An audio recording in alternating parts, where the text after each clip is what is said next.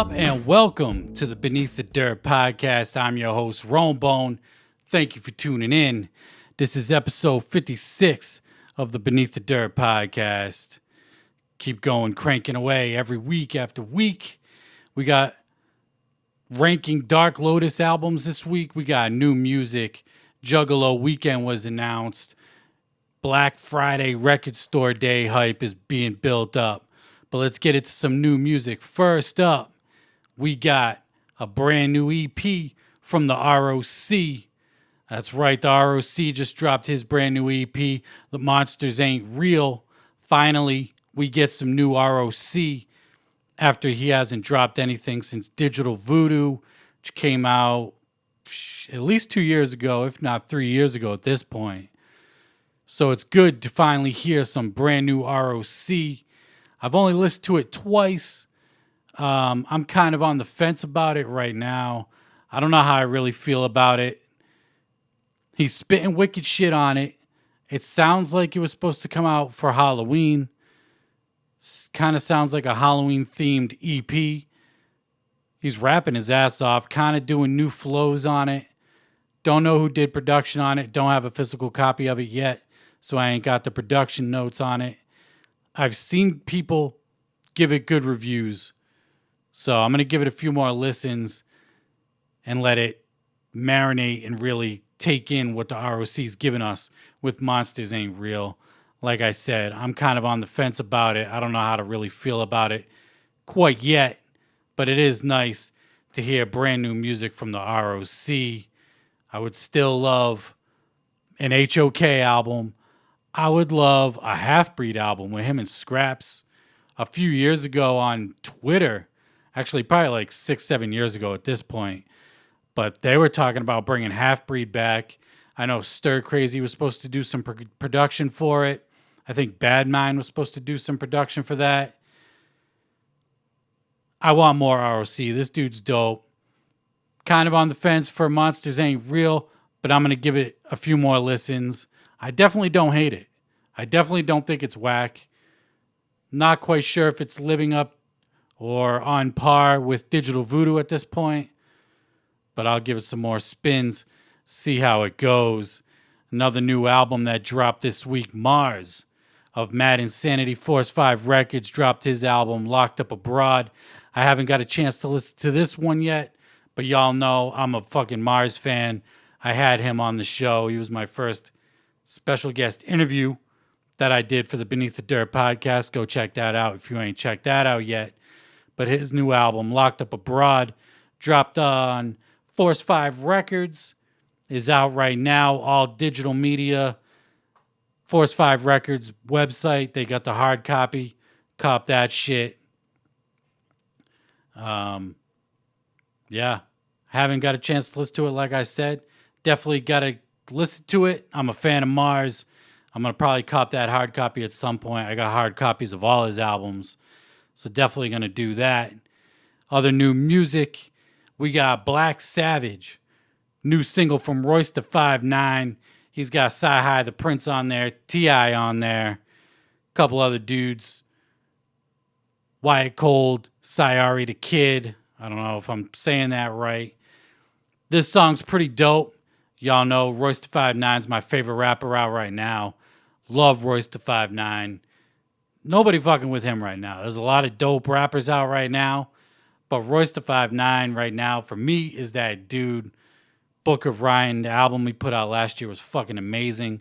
This single is dope. It has the same sample that Jim Jones used on his song with Rick Ross on El Capo, State of the Union. And when I was listening to it, I was like, God damn, I just want to go listen to State of the Union right now. I don't want to listen to this. I want to hear State of the Union. Because that is one of my favorite songs this year. Jim Jones, Rick Ross. I fucking love that song. That sample, they're rapping on that shit, the hook, everything. Same sample on this track right here, Black Savage. Bars galore from Royce the 5'9", Sci-Hi the Prince, T.I.'s. All right, nothing special. I like T.I. I fuck with some of T.I.'s albums, but he just gets easily outshined by Royce the 5'9" and Sci-Hi on this shit. Dope track, though. I definitely recommend checking that shit out. And then we got a new single announcement from Lex the Hex Master. He's going to be dropping on Black Friday. Brand new single called Chill Mode. Add it to the stack of shit that's coming out on Black Friday. They just keep adding up new releases for Black Friday this year, November 29th. But I'm excited. Lex the Hex Master's dropping. He just dropped his newest mixtape, Strictly for My Ninjas, not too long ago. Still haven't checked that shit out because it's only available for hard copy. I wish web stores didn't charge so much money for shipping, or else I would have these CDs ordered already. Like, I wanted to order this CD with Blaze, and I had another CD in the car, R.O.C's EP, and it was like $12 to ship 3 CDs, and that prevented me from making a purchase as of yet. So shipping's killing me on that shit, but we got new Lex the Hex Master coming November 29th. I'm hoping it's on some boom bap shit, chill mode, maybe a smoker kind of song. I don't know. Gonna have to wait and see. But Lex the Hex Master, new shit is always good. I always welcome brand new Lex the Hex Master. Dude, always killing it. And his EPs and mixtapes and singles are better than his albums. I want this dude to put out a solid project from front to back. Contact would have been dope if it was like 8 or 9 songs. You know, still a good album, but it had some weak tracks on there. And then Beyond Redemption, you know, shitty mixing aside, which kind of ruined the album for me, definitely had its bangers on it. But again, cut a bunch of songs off of it. Dude definitely can put out a solid EP, solid mixtapes, the Shadow King mixtape, the Mr. Ugly mixtapes. Those are fucking fire. So, but November 29th, Black Friday, added to the fucking stack of releases coming out that day. Lex the Hex Master with Chill Mode. I'll be fucking definitely listening to that shit. And then we got announcement from ICP Psychopathic Records for Juggalo Weekend going down February 21st and 22nd in Los Angeles this year. Last year was New Orleans. This year, Los Angeles. I like how they're switching it up, not keeping it in the Midwest. Granted, Los Angeles is on the other side of the fucking country for me. I won't be making it out for Juggalo Weekend. Probably going to be dope. Maybe we'll get a Bizarre performance. Don't know. I don't really have any crazy thoughts on Juggalo Weekend being in LA other than it's probably going to be fucking an awesome time. People are going to have fun. It's fucking LA. Weather should be decent, even though it's going to be dead in the middle of winter. So that'll be dope. Juggalo Weekend going down February 21st and 22nd in Los Angeles. That should be fucking fun as hell. One of these days, they'll do a Juggalo Weekend on the East Coast, and I'll be able to make it. I should have fucking bought a ticket for Big Ballers in New York City on the boat. Balling on a boat with all the fucking juggalos. Should have bought a ticket. That's only like a 4-hour drive. No excuse other than I was slacking on that one big time. Is what it is. Won't be able to make it to that. But to continue the talk for Black Friday, we got Juggalo Black Friday, Psychopathic Record Store Day warehouse sale going down at the Psychopathic Warehouse on Black Friday, November 29th. They're going to have VIP packages where you can get you can get a tour of the warehouse. Maybe you can get a tour through the Lotus Pod, through the studio. That would be dope. But they're going to be having their own little Black Friday record store day right at the Psychopathic Records headquarters. They're going to have Shaggy 2 Dope's vinyl, Fuck Off, which goes on sale that day for Black Friday, along with the Flip the Rap vinyl. And then not only that, we got Violent J's The Shining vinyl that just dropped this past Friday. They'll be selling that at the psychopathic Black Friday record store day, warehouse sale, whatever the fuck you want to call it. But Violent J just dropped his vinyl for The Shining that dropped 10 years ago. It's on a glow in the dark vinyl. I'll be copping that for Black Friday this year. This is my list of shit I'll be picking up, records wise for Black Friday. I know Violent J The Shining isn't a record store day exclusive. Neither is Wizard of the Hood, which is supposed to be dropping this coming Friday, even though we heard no word about it coming out. I just see Bull Moose has it up on their website for a pre-order, and the day that it's dropping is this Friday, the 22nd. So I have it on my list. It's kind of like, if it's there, it's there. If it's not, it's not. But The Shining, shit, I knew about The Shining dropping a couple months ago because Bull Moose had it up on their website. And Psychopathic didn't even post anything about it until a week before it actually dropped, which is kind of on their part. Again, shitty promotion tactics. Considering you read Violent J's book from back in the day, they were all about the promotional tactics. Nowadays, their promotional tactics are lacking. You didn't even know about the Shining vinyl dropping until about a week before it came out, unless you saw it for pre-order on like Amazon, Bull Moose, or any kind of record store website like that. And then I'm going to be picking up Shaggy 2 Dope's Fuck Off vinyl. Hype for that one. Love that EP. 4 songs, super short, very fucking classic. Fuck Off, Clown Love, I'm Not Alone, 3 Rings. The original version for 3 Rings. Love that shit. Definitely picking up that vinyl. Czarface, Odds Are Against Us, Insane Clown Posse's Flip the Rat. Heavy Metal Kings is putting out a 7-inch vinyl.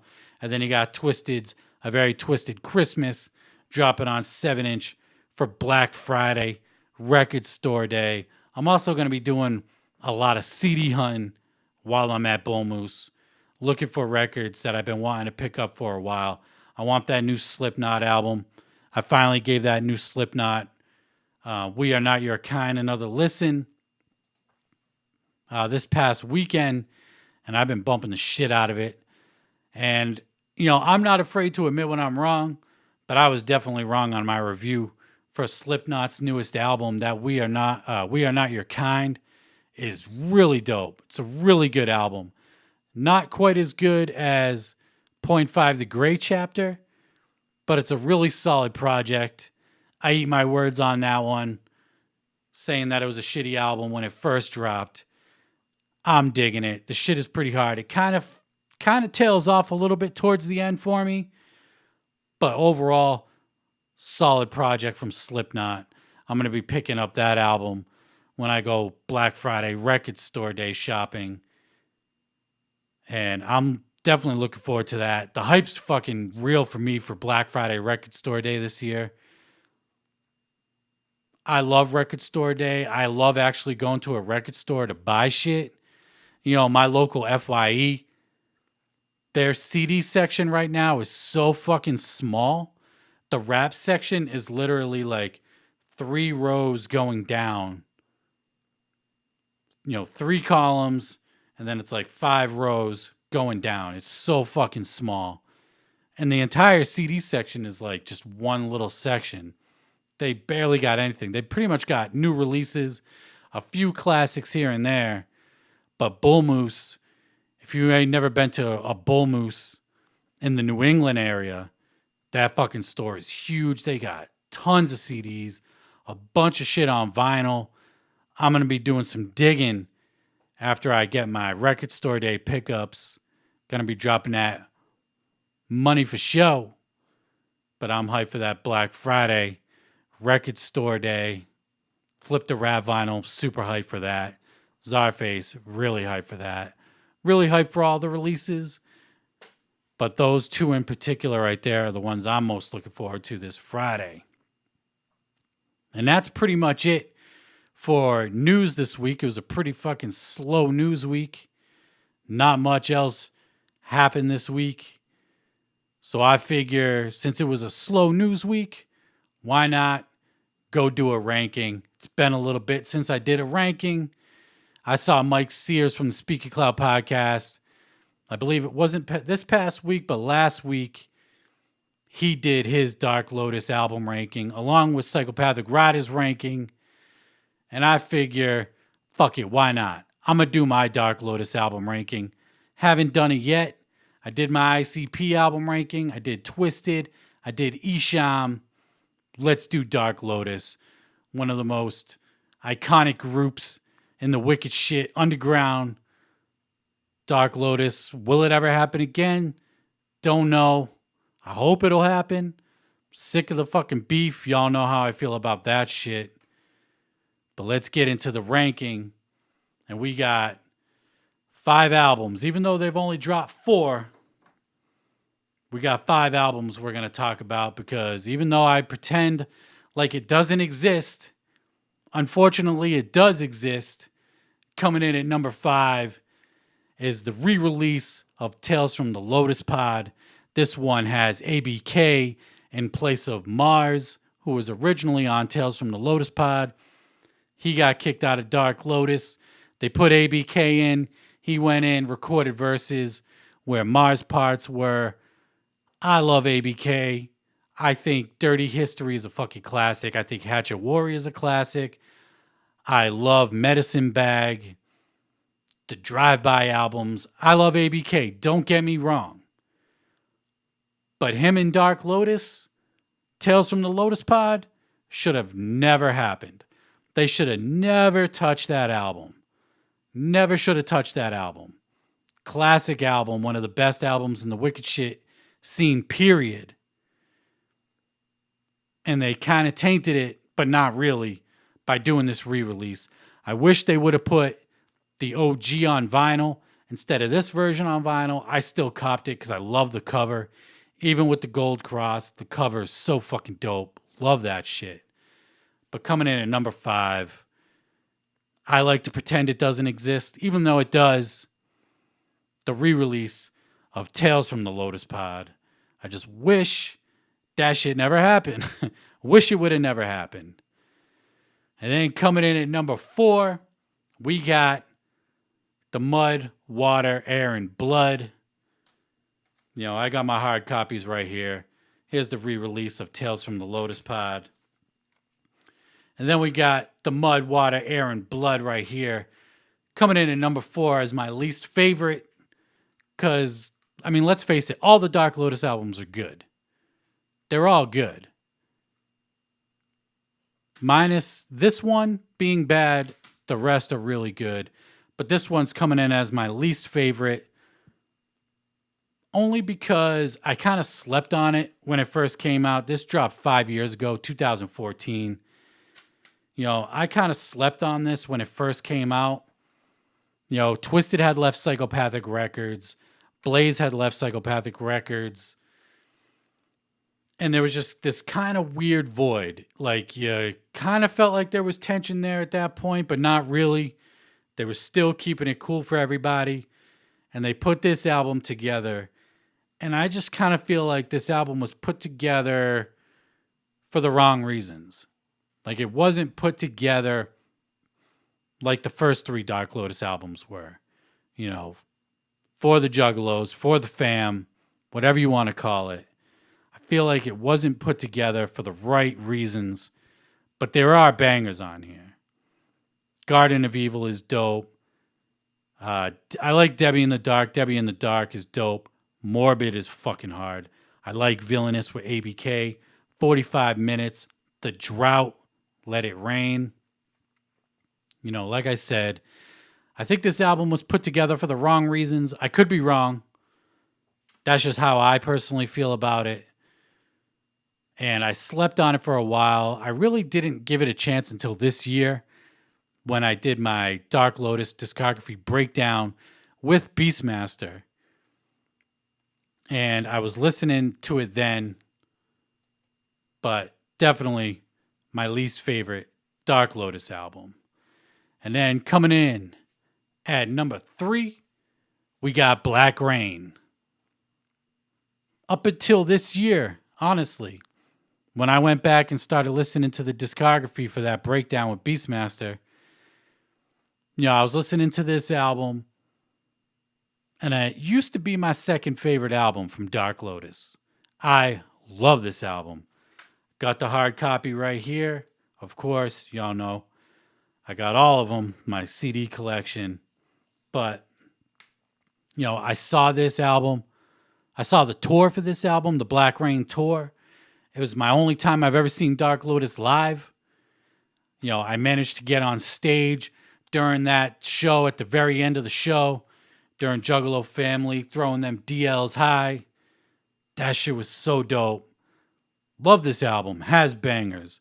Black Rain, Kaboom, That's Me, My Axe, Dornell Dorothy. I know that song gets hate, but I don't mind it. Death Don't Want You, Consume Your Soul. I really dig this album. I like it a lot. It used to be my second favorite until this year. A lot of dope production on here from Mike P, Monoxide, Fritz the Cat. But coming in at number 3 is Dark Lotus, Black Rain. Super solid album. Loved that tour. Loved that show. Super hyped for that shit. So glad I got to make it up on stage. Fighting over the crowd. I remember the bouncer had my foot and I was just trying to kick him off. Like, motherfucker, I am getting on stage. You are not preventing me from getting me on this fucking stage. I fought my way up there, got there. Super dope memory that I'll have to the day I fucking die. And then coming in at number 2, we got the Opaque Brotherhood. Man, I always loved this album. Super hard. Dropped 2008. Was my third favorite. At one point you could have just taken Dark Lotus albums backwards, ranked them from their newest album to the oldest, and that would have been my order. But then when I revisited this album this year, man, the shit they were on for Opaque Brotherhood, like Mike Sears said, the harmonizing, they got a little bit on this. I know they had it on the Mud, Water, Air, and Blood, but they got a little bit on here too. I fucking love In Bloom. Such a great opener to the album. Heinous is so hard. Backwards. The backwards storytelling from everybody. Keep Up. I fucking love that beat. So hard. Opaque Brotherhood. Hot Poison. Trapped Inside. Withered. Withered. One of my all-time favorite Dark Lotus songs. Love that shit. So we got Opaque Brotherhood coming in at number 2. And as no surprise, as it shouldn't be to anybody, coming in at number 1, Dark Lotus, Tales from the Lotus Pod, OG version with Mars, the Red Cross version. I think the Red Cross looks so much harder than the Gold Cross. So much more evil, dark, that dark red color. This album, Headache, Hurt Myself, Call Upon Your Gods, Black Crows, Blood. What is it? I Need Blood. It's hard to remember the song titles on here because they don't have them listed. Black Magic. Love that shit. This album is wicked shit perfection. Top 5 wicked shit album of all time, in my opinion. And eventually I'm going to drop my top 10 favorite wicked shit horrorcore albums of all time. You can expect to see this album in that list. Top 5. At least. Love this album. Mars was in it. Nobody really knew who the fuck Mars was, but he fit in so well with the group. He was spitting that evil shit. A lot of random shit, lips and assholes hanging from my earlobes. A sack filled up with sliced out pussy holes. We roll. Love that shit. It's kind of off the wall. Mars was a weird kind of fucking dude. But he fit in with Dark Lotus on this album so well. Violent J, he was coming out of like this depression, or he was deep in a fucking depression during this album. And at the time before this album, really wasn't spitting all that ill shit. But this album came out. He deaded that shit real quick. Spitting that real hardcore wicked shit on here. Twisted came correct. Blaze, super dope. Shaggy as well. Production from Mikey Clark, Fritz, Mike P. This is our first real introduction album-wise to Mike P. Love this album, man. Super classic. So dope. Front to back. You can't skip one fucking song from the intro to the outro, the .com track. I listen to that shit. I'll listen to them. Shout out to all these websites that don't even fucking exist anymore. I love this album. Super dope. Super dark at that. Love that shit. So there you got it. My Dark Lotus album ranking. Let's run through it one more time. Number 5, re-release Tales from the Lotus Pod. The Mud, Water, Air, and Blood. Black Rain. Opaque Brotherhood. And then the OG Tales from the Lotus Pod. Super classic shit from Dark Lotus, ICP, Twisted, Blaze, and Mars. Love that shit. Super classic. Love it. And that's going to wrap it up for me this week. If you ain't checked it out yet, check out part 2 of my Tech 9 CD collection. To be honest, I thought this was going to be a bigger hit than it was. I did my ICP CD collection, my Esham collection, House of Crazies collection. People were digging those. I thought Tech 9 would get a lot of hits, but nobody seems to really give a fuck about it. Is what it is, though. Check it out. Part 2 is now live up on my YouTube. Going through my Tech 9 CD collection. And peep that shit out. And that's going to wrap it up for me this week. And until next time, I'm Rombona Beneath the Dirt. If you're watching this on YouTube, give it a thumbs up, subscribe, all that good shit. And until next time, I'm out. Peace.